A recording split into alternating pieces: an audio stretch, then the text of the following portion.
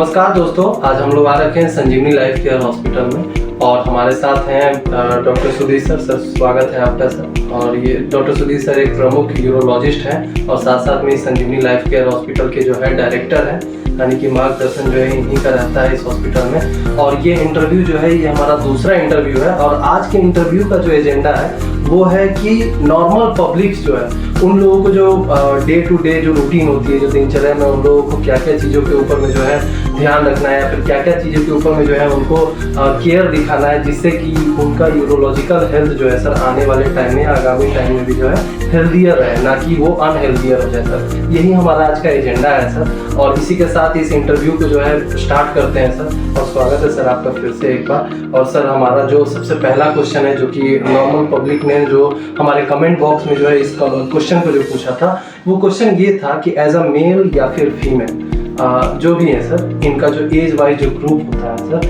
इनमें इनका एक सबसे बड़ा कंसर्न ये रहता है कि सर हम लोग यूरोलॉजिकली हेल्दी है या नहीं, वो चीज़ अगर हमें चेक करना है तो हम लोग कितने बार वॉशरूम का यूज़ कर रहे हैं और कितने बार हम लोग वॉशरूम जा रहे हैं, इससे जो है मतलब कितने बार हम लोग जा रहे हैं तो वो consider it to be perfect या फिर हेल्दियर, और कितने बार अगर हम लोग ज़्यादा टाइम जा रहे हैं या फिर कम टाइम जा रहे हैं तो वो चीज़ जो है बाद में आने के टाइम में जो है कोई प्रॉब्लम जो है वो कंसिडर कर सकता है। इसके बारे में सर हमारे जो व्यूअर्स हैं उनको सब प्लीज बताइए। धन्यवाद। इसमें दो तीन बातें हैं। एक तो अगर कोई, चाहे वो पुरुष हो, महिला हो, बच्चा हो या बुजुर्ग हो, अगर पेशाब करते वक्त कोई परेशानी नहीं है, एक पॉइंट ठीक ठाक है। दूसरा, अगर वो दिन में ज़्यादातर 3 से 4 बार या अंतराल देखें तो 3 से 4 घंटे के अंतराल पर अगर वो पेशाब करने जा रहे हैं तो वो नॉर्मल है। रात में 1 या 2 बार अगर वो जा रहे हैं तो वो नॉर्मल है। ये तो हो गया बार बार जाने की बात। और इसके साथ ही 2-3 बात और हो जाती है, जैसे कि पेशाब करके आने के बाद उनको पूरी तरह से संतुष्टि होना चाहिए कि पेशाब मेरा पूरा हो गया है। करते वक्त दर्द, लहर, परेशानी ना हो। पेशाब का रंग बहुत गहरा नहीं हो, सादा हो या हल्का पीला हो। अगर ये वो मेंटेन कर रहे हैं तो वो समझ सकते हैं कि हमारा यूरोलॉजिकल फंक्शन ठीक है उनके अनुसार। इसके आगे जानकारी बहुत कुछ है जिसमें हम जांच के द्वारा पता लगा सकते हैं। लेकिन ये अब वो कह सकते हैं कि मेरा फंक्शन जो है यूरोलॉजी का वो ठीक है।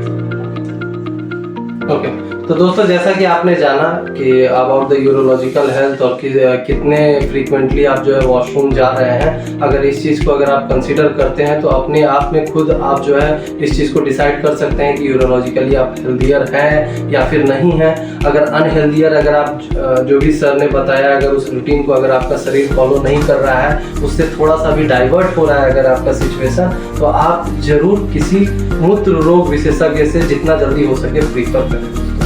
तो सर अब इसके बाद दूसरे सवाल के ऊपर बढ़ते हैं। तो दोस्तों, अब हम लोग इस इंटरव्यू में आगे की तरफ बढ़ रहे हैं और हमारा जो दूसरा क्वेश्चन है, जो कि बहुत सारे लोगों ने कमेंट बॉक्स में हम लोगों ने पूछा था, उसके बारे में हम लोग जो है सर से पूछेंगे। तो सर हमारा जो दूसरा क्वेश्चन है जिसके बारे में व्यूअर्स जानना चाहते हैं वो है यूरिनरी इनकॉन्टिनेंस। अब इसके बारे में सर प्लीज़ हमारे व्यूअर्स को बताइए कि उस चीज़ को कैसे बचाव कर सकते हैं और वो क्या चीज़ है। इन सारी चीज़ों के बारे में प्लीज़ हमारे व्यूअर्स को बताइए। यूरिनरी इनकॉन्टिनेंस पहले तो इसके बारे में जानना होगा कि ये है क्या। इसमें जो है पेशाब का निकल जाना, या तो बूंद बूंद निकल के जाना या लगातार टपकते रहना। इसमें 2-3 तरह का जो टाइप है जो हम लोग जनरली मरीज को देख करके असेस करते हैं। इसमें बोलते हैं स्ट्रेस इनकॉन्टिनेंस। स्ट्रेस इनकॉन्टिनेंस जैसे कि मरीज खांसी किया, थोड़ा पेशाब निकल जाएगा, या कोई वजन उठा रहा है उससे पेशाब निकल जाएगा, या ऐसा कोई स्ट्रेन वाला काम कर रहा है जैसे कि उसका पेशाब, तो वो एक स्ट्रेस इनकॉन्टिनेंस हो जाता है। इसमें कि उसमें बोलते हैं उनका स्फिंक्टर जो है, पेशाब रोकने की क्षमता थोड़ी कमजोर हो गई है। इसके बाद आता है ओवर ब्लैडर, मीन्स कि पेशाब का थैली पूरी तरह से फुल हो गया है और उसके बाद थोड़ा थोड़ा करके वो टपक रहा है, वो भी इनकॉन्टिनेंस में ही आता है। उसके बाद आता है फिर एक ट्रू इनकॉन्टिनेंस, जिसमें कि बोलते हैं कि भाई पेशाब का थैली में पेशाब तो नहीं है लेकिन वो कंटिन्यूअस टपक रहा है बगैर स्ट्रेन का, मीन कि उनका स्फिंक्टर पूरी तरह से कमजोर हो गया है, वो बाहर आ रहा है। तो ये 3 तरह का इनकॉन्टिनेंस है और इसके लिए कुछ के लिए तो दवाइयाँ चलती है। कुछ का जो ओवर ब्लैडर हो गया जिसमें कि हम लोग रास्ता को खोल देते हैं ताकि एक बार जाकर पेशाब कर लें फिर उनको दोबारा नहीं होगा। जो स्ट्रेस इनकॉन्टिनेंस खास करके महिलाओं में ज़्यादा होता है, शॉर्ट यूरेथ्रा होने के कारण, पेल्विक फ्लोर में कमजोरी के कारण, उनको कुछ दवाई और कुछ एक्सरसाइज बताते हैं जिसमें हम लोग कीगल एक्सरसाइज करते हैं। पेल्विक फ्लोर जो हमारा नीचे का मसल है उसको स्ट्रॉन्ग करने के लिए, ताकि उससे उनका स्फिंक्टर जो रास्ता रोकने, पेशाब रोकने की क्षमता है वो बढ़ जाए। कुछ के लिए सर्जरी करते हैं, कुछ के लिए दवाइयाँ। तो इस तरह से। और सर अगर इस यूरिनरी इनकॉन्टिनेंस जो कि बहुत ही ज़्यादा धीरे धीरे कॉमन हो रही है हमारे यूथ के अंदर में भी हो रही है और ओल्ड एज के साथ भी ये प्रॉब्लम देखने को मिल रहा है सर, तो मेरा कहना है कि इसके लिए अगर इसके ऊपर में अगर हम लोगों को सावधानी अगर बरतेंगे तो किस तरह का सावधानी हम लोग बरतेंगे तो यूरिनरी इनकॉन्टिनेंस जो है इस प्रॉब्लम को हम लोग अवॉइड कर सकते हैं? इसके बारे में ऐसा कुछ जुड़ा हुआ नहीं है कि कुछ करने से ये ठीक रहेगा। खास करके फीमेल में जो मसल वीकनेस है प्रेगनेंसी के बाद हो जाता है, रिकरेंट बार बार UTI infection, urinary tract infection से हो जा रहा है लोगों को, प्रोलॉन्ग जो बर्थ होता है डिलीवरी के टाइम उसमें हो जा रहा है। अब मेल है, बूढ़े लोग हैं, उसमें भी रुक नहीं सकते हैं, प्रोस्टेट बढ़ गया, पेशाब के रास्ते में रुकावट आ रही है, थोड़ा थोड़ा करके पेशाब हो रहा है क्योंकि एक बार वो कर नहीं पा रहे हैं। तो ऐसा कुछ ये नहीं है प्रिवेंटिव मेथड कि हम ये कर लें तो हमारा ये नहीं होगा, और ये किनको होगा ये पहले से बताना मुझे। तो दोस्तों जैसा कि आपने जाना यूरिनरी इनकॉन्टिनेंस के बारे में, और ये जो क्वेश्चन था ऑलरेडी किसी ने कमेंट किया था बेगूसराय से कि यूरिनरी इनकॉन्टिनेंस के बारे में प्लीज़ सर से एक बार बात करने के लिए, तो मैंने बात किया और सर ने सारी चीज़ों को बताया है। तो जो भी आपको यूरिनरी कॉन्टिनेंस से रिलेटेड अगर कोई क्वेरी है, कोई प्रॉब्लम है, तो आप संजीवनी लाइफ केयर के हेल्पलाइन नंबर पे भी कॉल करके इस क्वेरी के बारे में जो है आप पूछ सकते हैं दोस्तों। तो चलिए दोस्तों अब हम लोग अगले सवाल, तीसरे सवाल पे हम लोग बढ़ते हैं। तो दोस्तों हमारा जो तीसरा क्वेश्चन है वो तीसरा क्वेश्चन सर आपसे है, क्योंकि बहुत सारे व्यूअर्स ने इसके बारे में पूछा था, तो मैंने इस क्वेश्चन को स्किप नहीं करना सही समझा। और ये क्वेश्चन जो है सर जो कि यूथ की तरफ से आ रहा है वो ये है कि यूरोलॉजिकल सॉल्यूशंस तो सबको अब चाहिए और प्रॉब्लम्स बहुत ज़्यादा बढ़ते जा रहे हैं, तो इस जीवन शैली को जो मतलब कि जो डेली वाइज जो रूटीन होता है उसमें वो क्या केयरनेस या फिर क्या चेंजेस वो लोग करेंगे या फिर करते हैं तो आने वाले आगामी टाइम में जो है उनको यूरोलॉजिकल प्रॉब्लम्स का जो है सामना ना करना पड़े या फिर कम से कम करना पड़े सर, उसके बारे में सर प्लीज़ हमारे व्यूअर्स को बताइए सर। सही सवाल है, और इसके बारे में जो अभी लाइफस्टाइल चेंज हो गया है, lifestyle change in the sense कि पहले हम लोग जल्दी सोते थे, जल्दी उठते थे, थोड़ा फिजिकल एक्टिविटी था, एक्सरसाइज हो, स्पोर्ट्स था, आउटसाइड गेम था, साथ में हमारा जो डाइट पैटर्न था जो कि एक नेचुरल डाइट जो था वो हम लोग लेते थे। और अभी क्या है कि जो देर रात तक जगना, 12 बजे 2 बजे तक जग रहे हैं, उसके बाद जो है लेट तक सोना, डाइट जो है घर का नहीं है, जो है सारा फास्ट फूड है, जंक फूड है, स्पाइसी है, ऑयली है, नॉनवेज है, फिजिकल एक्टिविटी पूरी तरह से बंद है। अगर डाइट ले भी रहे हैं तो प्रॉपर अगर हमको पानी इतना पीना है तो पानी नहीं पी रहे हैं, तरह तरह का हम जो आजकल आ गया है बेवरेजेस वो ले रहे हैं उसकी जगह पे। तो कहीं ना कहीं ये सब कुछ मिल करके हमारे स्वास्थ्य पे असर डाल रहा है, और उसमें ऐसा नहीं कि यूरोलॉजी ही, हमारा हर एक जो ऑर्गन है सब पर सिस्टम पे कुछ ना कुछ असर आ रहा है, चाहे वो डाइजेस्टिव सिस्टम हो, पाचन शक्ति का कमजोर हो जाना, या पेशाब में किडनी के ऊपर एक हम लोड डाल रहे हैं, बाहरी चीज खा रहे हैं, अगर हम आर्टिफिशियल चीज खा रहे हैं तो बहुत सारा आर्टिफिशियल कलर मिलाया हुआ है, कुछ पेस्टिसाइड्स का यूज किया हुआ है, जो प्रिजर्वेटिव टाइप का चीज है वो मिलाया हुआ है। तो ये सब का असर हमारे, जैसे कि यंग लड़का आएगा बोलेगा सर बार बार पेशाब, पूरे दिन उसको होता रहे, रात में सो जाएगा तो नहीं होगा, ये बीमारी नहीं है, ये जुड़ा हुआ है उसके साइकोलॉजी से, दिमाग से जुड़ा हुआ है कि जब उसको पेशाब लगा चला गया था। तो कुछ चीज़ों को अगर वो अवॉइड करे और हेल्दी रूटीन में आ जाए, डाइट का जो नॉर्मल जो हम लोग का नेचुरल हेल्दी डाइट है, चावल दाल रोटी सब्जी सलाद फल जो भी है, नॉनवेज खाते हैं, चाहे मिल्क प्रोडक्ट खा रहे हैं, वो जो हम लोग खाते आए हैं, लेकिन अगर इसको आप छोड़ देते हैं और मार्केट की ओर जाते हैं तो वेराइटीज ऑफ फूड है और वो आपके डाइजेस्टिव सिस्टम को कमजोर करेगा। इसी का जो कुछ वेस्ट प्रोडक्ट है जो हमारा यूरिन के द्वारा भी निकलता है, थोड़ा किडनी पे भी इसका असर डालता है। कॉन्स्टिपेशन हो गया, फिर गैस्ट्रो लूज मोशन हो गया, डिहाइड्रेशन हो रहा है, पानी कम पी रहे हैं तो यूरिनरी ट्रैक्ट इन्फेक्शन हो जा रहा है, किसी को प्रोस्टेट में इन्फेक्शन हो गया, प्रोस्टेटाइटिस बोलते हैं यंग एज में, वो बार बार दौड़ रहे हैं, या स्टिकी डिस्चार्ज आने लगा। तो ये सब का कारण ये जनरल लाइफस्टाइल है। अगर इसको आप मेंटेन करते हैं तो मुझे लगता है कि काफ़ी हद तक इस सब चीज़ों से वो स्वस्थ रहेंगे। और अगर इसमें कुछ भी आता है तो इसको तुरंत इलाज करा दें, प्रोलॉन्ग नहीं करें। और इसके लिए बढ़िया है कि मूत्र रोग विशेषज्ञ से मिलकर अपना एक जांच करें। सर इसी में एक छोटा सा क्वेश्चन था कि बहुत सारे स्टूडेंट्स ने इसके बारे में पूछा था कि अगर हम लोग जिम कर रहे हैं, अगर जिम का अगर वो लोग आदत रखे हुए तो क्या उनको यूरोलॉजिकल प्रॉब्लम आने में, मतलब कि प्रॉब्लम्स जो आने वाली है वो सब में थोड़ा सा अवॉइडिंग मिलेगा? जिम से ऐसा कुछ जुड़ा हुआ नहीं है, लेकिन अगर आप जिम कर रहे हैं तो साथ में डिहाइड्रेशन ना हो, जैसे कि पानी आप जितना चाहिए, जिम करते वक्त अगर बहुत पसीना निकल रहा है तो पानी उतना शरीर में जाए, या जिम करते वक्त आप इतना ज़्यादा वर्कआउट कर रहे हैं उसके अनुसार आपका न्यूट्रिशन मेंटेन नहीं है तो वो परेशानी आएगी। अदरवाइज यूरोलॉजिकल प्रॉब्लम जिम करने से बढ़ेगा या घटेगा ऐसा कुछ नहीं है। तो दोस्तों जैसा कि ये क्वेश्चन था, हमारा तीसरा क्वेश्चन था जिसके बारे में लाइफस्टाइल चेंजेस जो कि हम लोग जो है अगर हम लोग इम्प्लीमेंट करते हैं हमारी लाइफ में तो यूरोलॉजिकल प्रॉब्लम जो आने वाले टाइम में जो हमें हो सकती है उसको हम लोग अवॉइड कर सकते हैं। उसके बारे में डॉक्टर साहब ने ऑलरेडी आपको बताया है, तो आप इस चीज़ को जो है आप फॉलो कर सकते हैं और यूरोलॉजिकल प्रॉब्लम से आप ज़्यादा से ज़्यादा हद तक जो है बच सकते हैं दोस्तों। तो चलिए अब हम लोग इस इंटरव्यू को और आगे बढ़ाते हुए अब हम लोग अगले चौथे क्वेश्चंस के ऊपर बढ़ते हैं। तो जैसा कि हमारा जो चौथा क्वेश्चन है वो भी बहुत ही कॉमन क्वेश्चन है और बहुत ही कॉमन पर्सन ने हमारे गूगल रिव्यू पे जो है इस क्वेश्चन को पूछा था। और ये क्वेश्चन सर जो आया है सर, ये क्वेश्चन है अबाउट प्रोस्टेट। प्रोस्टेट होता क्या है क्या चीज़, और ये प्रोस्टेट हाउ, मतलब कि बहुत ही ऑफन बीमारी है, मतलब कि जो लोग बीमार बुजुर्ग हो रहे हैं उसमें 60% 50% लोगों को जो है प्रोस्टेट हो ही जाता है। तो सर इसको अवॉइड करना ये क्या चीज़ है, और इसको अगर हम लोग मतलब क्या लाइफस्टाइल को चेंजिंग करते हैं तो इसको जो है हम लोग ज़्यादा हद तक जो है अवॉइड कर सकते हैं। प्लीज़ हमारे व्यूअर्स को सर इसके बारे में बताइए। प्रोस्टेट जो है एक ग्रंथि है जो नॉर्मल सभी लोगों में पाया जाता है, पुरुषों में, महिलाओं में नहीं होता। और इसका मेन कार्य ये पेशाब की थैली और पेशाब के रास्ते के बीच में अखरोट के साइज का होता है।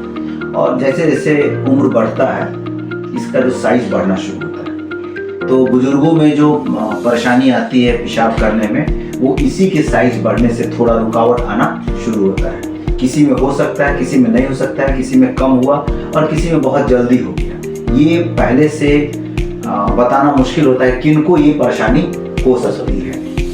जो यंग जनरेशन है उसमें भी होता है, तो उसमें साइज बढ़ने से तो नहीं होता है, लेकिन उसमें इन्फेक्शन एक तरह का है, जैसे कि उसमें प्रोस्टेटाइटिस हम लोग बोलते हैं, उसमें पस हो गया या उसमें सूजन आ गया, पेशाब का इन्फेक्शन है, वो वहाँ जाकर के प्रोस्टेट में इन्फेक्शन कराया तो उनको जो है लगातार पेशाब करने में जलन और पेशाब के धार में कमी और थोड़ा चिपचिपा जो है हमेशा निकलता रहता है। प्रोस्टेट जो है नॉर्मल इसका काम भी है, जो हमारा स्पर्म और सीमेन निकलता है उसमें जो फ्लूइड आता है स्टिकी की तरह, वो ये प्रोस्टेट से आता है। तो ये काम भी है इसका, एक शरीर में इसका रोल है। और हर एक उम्र में, बच्चों में तो छोड़ दें, बच्चों में नहीं, लेकिन हम समझते हैं कि 15 से 18 साल के बाद से जो अंतिम 80-90 साल तक के जो लोग हैं उनको कोई ना कोई प्रोस्टेट से जुड़ा हुआ परेशानी होती है। या प्रोस्टेट के बीच में कैल्कुल है, पत्थर हो जाता है कि नहीं, प्रोस्टेट में जो है कैंसर हो सकता है जो बुजुर्गों में हो जाता है, उसमें प्रोस्टेट बहुत तेजी से बढ़ना शुरू होता है। तो ये सब कुछ बीमारियां प्रोस्टेट से जुड़ी हुई हैं और सबके लिए जो है इलाज अलग अलग है। दोस्तों जैसा कि आपने जाना प्रोस्टेट के बारे में, अब हम बढ़ते हैं अगले सवाल को। तो सर एक कॉमन क्वेश्चन और आया है सर व्यूअर्स के साइड से, वो है कि sir what is stent, stent होता क्या है, और किडनी स्टोन की जो सर्जरी होती है उसमें जो मूत्र रोग विशेषज्ञ होते हैं वो most of the time prefer करते हैं कि स्टेंट को अंदर ही छोड़ना है या फिर रिमूवल करना है। ये जो पूरा जो ये कहानी है ना सर, इसके बारे में जो है सर प्लीज़ हमारे व्यूअर्स को एक क्लियर पिक्चर दीजिए सर कि ये है क्या इसके बारे में। इस स्टेंट को पूरा नाम अगर बताएं तो डीजे स्टेंट हम लोग बोलते हैं, डबल जे, मतलब दोनों साइड में जे की तरह क्वाइल होता है। और ये एक सेफ्टी स्टेंट है। स्टेंट का मतलब ये हो गया कि हम कुछ प्रोटेक्शन, उसको एक सहारा दे रहे हैं। तो अगर हमने किडनी में कुछ भी काम किया, चाहे स्टोन निकाला हो, बस हो या सूजन आ गया हो, तो जब उसमें हम कोई काम करते हैं तो थोड़ी देर के लिए किडनी और जो नली होता है वो शिथिल हो जाता है, या उसमें डस्ट है, गंदगी है, इन्फेक्शन है, कुछ भी, तो इस स्टेंट को उसमें हम डालते हैं। स्टेंट का एक पार्ट जो है ऊपर वाला वो किडनी के अंदर होता है, दूसरा यूरेटर जो नली है, नली से होते हुए पेशाब की थैली में आता है। इसको हम 2 सप्ताह से लेकर के 6 महीना साल तक भी रखते हैं, ये डिपेंड करता है किस तरह की कैसी बीमारी है। लेकिन खास करके किडनी के जो स्टोन की सर्जरी होती है उसमें हम 100 में 100 पेशेंट में ये डालते हैं, स्टेंट डालते हैं। सर्जरी करने के बाद वो हम 2 सप्ताह से लेकर 1 महीना के अंदर इसको निकाल देते हैं। लंबा टाइम रहने पे इन्फेक्शन का खतरा रहता है, फिर से दोबारा स्टोन बनने लगता है। कुछ ऐसी बीमारियां हैं, कैंसर यूरेटर का या नीचे ब्लैडर का या और जगह का, जिसमें कि लंबे समय के लिए भी स्टेंट डाला जाता है, साल 2 साल के लिए, या उसको बदलते रहते हैं, उसको हम हटा नहीं सकते। स्टेंट का बहुत ही इम्पोर्टेंट रोल है और इसको डालने से एक तरह से हमने किडनी को सपोर्ट किया फंक्शन। तो दोस्तों, जैसा कि आपने जाना स्टेंट के बारे में, और ये कोई हार्मफुल चीज़ नहीं है, ये बहुत ही अच्छी चीज़ है। अगर कोई किडनी की सर्जरी करवा रहे हैं या फिर कोई चीज़ की अगर आप सर्जरी करवा रहे हैं किडनी से रिलेटेड या फिर मूत्र रोग संबंधित, तो अगर स्टेंट अगर डाला जा रहा है तो वो सही चीज़ है। उसको फिर 2 हफ्ते एज पर डॉक्टर्स इंस्ट्रक्शन जितने हफ्ते या जितने महीने के बाद में निकालना होगा, एक बार आपको बुलाया जाएगा और फिर उसके बाद आपका स्टेंट को जो है रिमूव कर दिया जाएगा आपके बॉडी से। क्योंकि जैसा कि डॉक्टर साहब ने बोला कि ज़्यादा टाइम तक अगर रखा जाएगा तो उससे इन्फेक्शन होने की जो है संभावना बढ़ जाती है दोस्तों। तो ये हमारा सवाल रहा सर, और इसके बाद का जो सवाल है हमारा, जो कि एक लास्ट सवाल है हमारा, उसके बारे में हम लोग जो है रुक कर लेते हैं, जो कि हमारा 6ठा सवाल है इस इंटरव्यू का, लास्ट क्वेश्चन है सर। उसके बारे में हम लोग जान लेते हैं। तो सर हमारा जो सर लास्ट सवाल है, जो कि इस इंटरव्यू का लास्ट सवाल है, वो है सर अबाउट होलिप। और होलिप के अलावा जो वेपराइजेशन ऑसिलेशन प्रोसेस है वो सब कितना सेफ साउंडिंग है, और होलिप कितना ज़्यादा सेफ है, ये होलिप प्रोसीजर सर, उसके बारे में सर हमारे व्यूअर्स को सर प्लीज बताइए। होलिप जानने से पहले जान लें, ये सर्जरी जो है प्रोस्टेट के लिए किया जाता है। जो प्रोस्टेट ग्लैंड ग्रंथि बढ़ गया बुजुर्गों में, उसको हमको निकालना है। तो पहले तो चीरा लगाकर जो था, जब तक दूरबीन विधि नहीं थी, चीरा लगाते थे और प्रोस्टेट को निकाल देते थे, और चीरा लगाने के बाद बहुत दिनों तक लोगों को किसी को ब्लड आना, पेशाब का चूना, ये सब कॉम्प्लिकेशंस होता था। तो अब तो मान के चलें कि वो ओपन सर्जरी बहुत रेयर है कहीं कोई करता हो। उसके बाद जो है दूरबीन पेशाब के रास्ते से जो सबसे सक्सेसफुल सर्जरी रहा, जिसमें कि हजारों लोगों का किया गया और अच्छा रहा, वो TURP बोलते हैं, ट्रांसयूरेथ्रल रिसेक्शन ऑफ प्रोस्टेट। मतलब पेशाब के रास्ते जाके चूहे की तरह छोटे छोटे कुतर करके और प्रोस्टेट को निकाल देना, बीच में जो रास्ता है उसको क्लियर कर देना। ये एक सक्सेसफुल प्रोसीजर है। लेकिन इसमें बस थोड़ा सा लिमिटेशन ये आ गया कि 60, 80, 90 ग्राम तक के प्रोस्टेट को हम कर सकते हैं। अगर किसी का 100, 150, 200 होने लगता है तो मुश्किल आती है। तो इसके बाद एक जो है न्यू टेक्नोलॉजी आती गई दूरबीन द्वारा कि इसको कैसे किया जाए। उसी में एक डायथर्मी नए तरह का आ गया, जिसको बोलते हैं बाइपोलर सलाइन। उसमें जो सलाइन पानी जो जाता है वो सलाइन की तरह है, जिसमें कि थोड़ा लंबे टाइम तक हम सर्जरी कर सकते हैं। तो उससे 100-1.25 ग्राम तक भी प्रोस्टेट को तो काट कर निकाला जा सकता है। जो TURP था उसमें जो पानी यूज करते थे उससे 1 घंटा से ज्यादा हम सर्जरी नहीं कर सकते थे, तो उसको बोलते थे बाइपोलर सलाइन TURP। अभी जो पिछले 4-5 सालों से जो बहुत ज्यादा पॉपुलर होते जा रहा है वो है लेजर प्रोस्टेट सर्जरी, जिसको हम लोग, अगर आपने जो टर्म यूज किया होलिप, इसका फुल फॉर्म हो गया हॉल्मियम लेजर यूनिक्लिएशन ऑफ प्रोस्टेट। मतलब हॉल्मियम लेजर से हम प्रोस्टेट को इन्यूक्लिएट करें, पूरी तरह से गोल उसको निकाल करके पेशाब की थैली में पुश कर दिया जाता है अंदर दूरबीन के द्वारा ही। और उसके बाद एक दूसरा मशीन जाता है मॉसिलेटर जिसको बोलते हैं, उसको वो कुतर करके पूरे को बाहर कर देता है। तो इसमें जो है साइज के लिमिटेशन नहीं है, 100, 150, 200 ग्राम तक के प्रोस्टेट को किया जा सकता है। ब्लड लॉस कम है, मतलब इसमें जो है खून जो ब्लड लॉस होता है सर्जरी में, उसकी मात्रा इसमें कम, मतलब कि मरीज जो है प्रोस्टेट TURP कराए उतना बड़ा तो बहुत ब्लड लॉस होगा, या 2 बार में करना पड़ेगा। ये हो गया। तीसरा, इसमें नॉर्मल सलाइन यूज होता है, तो लंबे टाइम तक अगर कर भी रहे हैं तो कोई परेशानी नहीं होती है। बस ये है कि ये टेक्निक जो है बाकी टेक्निक से थोड़ा महंगा है, क्योंकि इसमें लेजर मशीन, लेजर फाइबर और बहुत सारा मेडिकल इक्विपमेंट लगता है, जिससे कारण थोड़ा ये कॉस्टली हो जाता है। इसके अलावा भी 10-20 तरह की और टेक्निक है प्रोस्टेट के लिए, जो अभी एक्सपेरिमेंटल लेवल पे है। मतलब लोग कर रहे हैं, कुछ किया, फिर उसका कुछ परेशानी आ गई, छोड़ दिया, तो बहुत पॉपुलर और पूरी तरह से वो अभी डॉक्टरों के बीच में, सर्जन न्यूरोलॉजिस्ट के बीच में नहीं आया।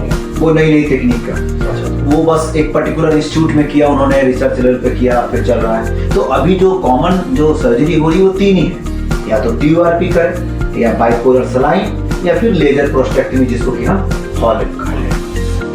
तो दोस्तों, जैसा कि आपने जाना होलेप के बारे में, तो होलेप भी जो है बहुत ही सक्सेसफुल प्रोसीजर है।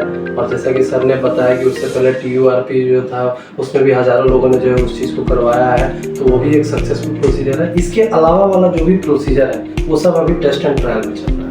तो मेरा एक कहना होगा एज अ सेफ सिटीजन मैं कह सकता हूँ, क्योंकि आपकी भी अपनी फैमिली है, तो अगर आप कोई भी चीज़ का अगर आप इलाज करें तो उसमें आपको संयम तो बरतनी पड़ती है। तो आप भी जब भी अगर प्रोस्टेट से रिलेटेड अगर आपको प्रॉब्लम है तो इन सारे प्रोसीजर्स को ही फॉलो करें, ना कि अदर और प्रोसीजर्स, क्योंकि अभी वो सारे प्रोसीजर जो है टेस्ट एंड ट्रायल में चल रहा है। तो सर धन्यवाद सर आपका आज इंटरव्यू में समय देने के लिए। एंड प्लीज़ सर हमारे व्यूअर्स को जो है सर एक concluding message as a message from director desk from Sanjeevani life care sir please. मैं इन दिनों थोड़ा परेशान हो रहा हूँ वैसे मरीजों से, खास करके जो यंग जनरेशन है 20 से 40 साल वाले, जिनको की कोई परेशानी हुई अगर पेशाब संबंधित या किडनी का स्टोन या कुछ भी, तो वो बहुत एंजाइटी में चले जाते हैं। कारण क्या होता है कि वो टॉपिक को गूगल में डाल के उसको स्टडी करते हैं। स्टडी करते वक्त उस सर्जरी से या उसके ट्रीटमेंट से जुड़ा हुआ इतना कुछ कॉम्प्लिकेशन है जो दिखाता है, वो देखकर वो घबरा जाते हैं। तो ऐसा नहीं है कि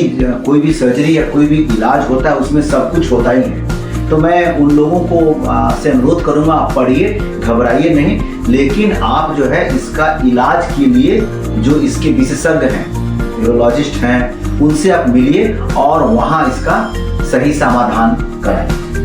गूगल के द्वारा दिए गए जो इसके बारे में डिटेल को देख करके परेशान हो जाना, प्रोस्टेट थोड़ा बढ़ गया, मुझे कैंसर तो नहीं हो जाएगा, स्टोन है उससे हमारा किडनी तो नहीं खराब हो जाएगा, ठीक है खराब होता है, प्रोस्टेट कैंसर भी होता है, लेकिन काफी कम परसेंटेज है, उसको लेकर के एंजाइटी और घबराहट नहीं होना चाहिए। तो दोस्तों, जैसा कि आपने जाना संजीवनी लाइफ केयर की तरफ से जो कि एक यूथ को मैसेज जा रहा है, तो इसके ऊपर में आप लोग जरूर ध्यान रखिएगा सर। और सर एक बार फिर से धन्यवाद सर समय देने के लिए। Thank you. Thank you.